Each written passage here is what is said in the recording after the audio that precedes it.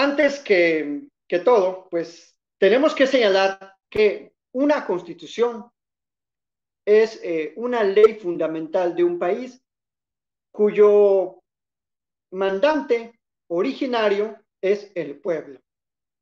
Una constitución no la hace el poder político, sino que emana del pueblo.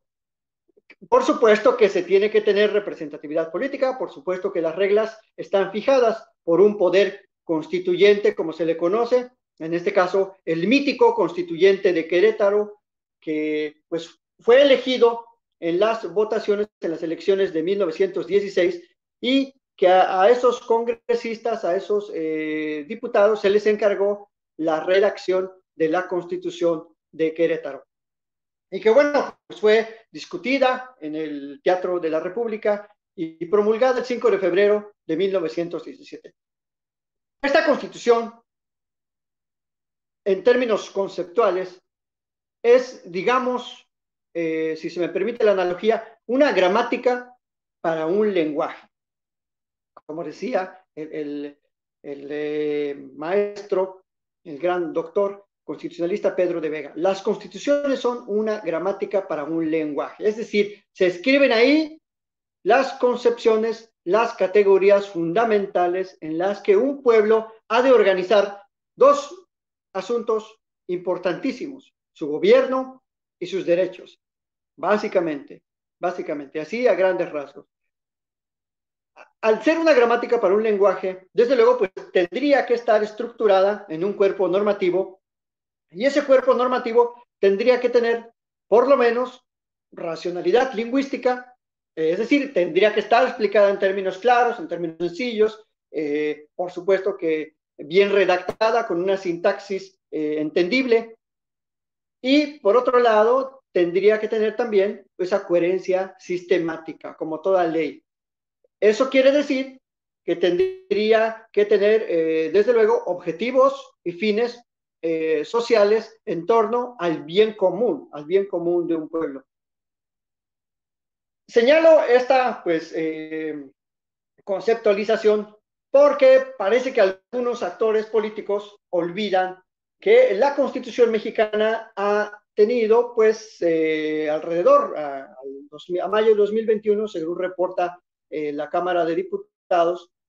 230 y tantos decretos de reforma, que equivalen en matemáticas, pues, a hablar de alrededor de unas 800 reformas que consisten en adicionar alguna parte de la Constitución, quitar alguna parte del texto de algún segmento de los artículos, suprimir todo el contenido de algunos párrafos de los artículos o aumentar de manera amplia el contenido de otros artículos. Es decir, la reforma incluye quitar, poner, cambiar, modificar el sentido de muchas normas constitucionales. ¿Cuál ha sido el resultado de todo ello? A lo largo de estos, básicamente, 103 años de la Constitución de Querétaro, bueno, pues tenemos que se han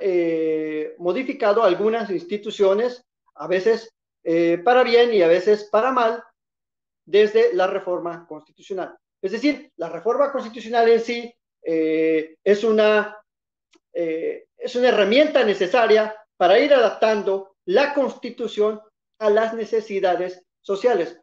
porque si no se hace a través del procedimiento de reforma, pues las necesidades sociales buscan otra salida, buscan otro camino para ser escuchadas y para ser reivindicadas. A veces suelen ser las guerrillas o pues los grupos que recurren a la violencia para ser escuchados. Esta es una posición sumamente, desde el punto de vista del poder político, legítima, porque al fin y al cabo el poder político deviene pues de la fuerza popular. Entonces, ¿qué ha pasado con la Constitución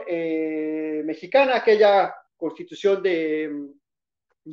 pues, que sancionó el primer jefe en 1917, de Venustiano Carranza. ¿Qué ha pasado con esas figuras fundamentales en torno a la elección, en torno a la energía, en torno a la seguridad. Bueno,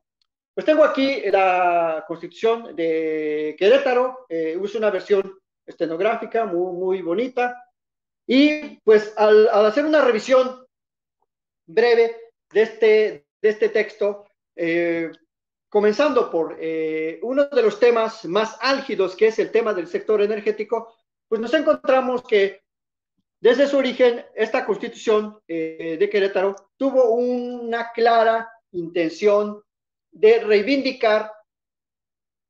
los recursos originarios de y para la nación. Precisamente,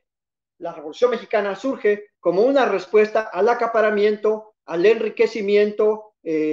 a la polarización social que existía desde fines del siglo XIX, desde los 1890, en donde ya se empieza a ver con mucha intensidad la opresión cada vez que adquiría unos tonos muy sangrientos, muy salvajes, muy esclavizantes de parte de Porfirio Díaz y del empresariado de aquella época. El empresariado que no solo era mexicano, sino que era inglés, era de Estados Unidos y hasta francés. En ese sentido,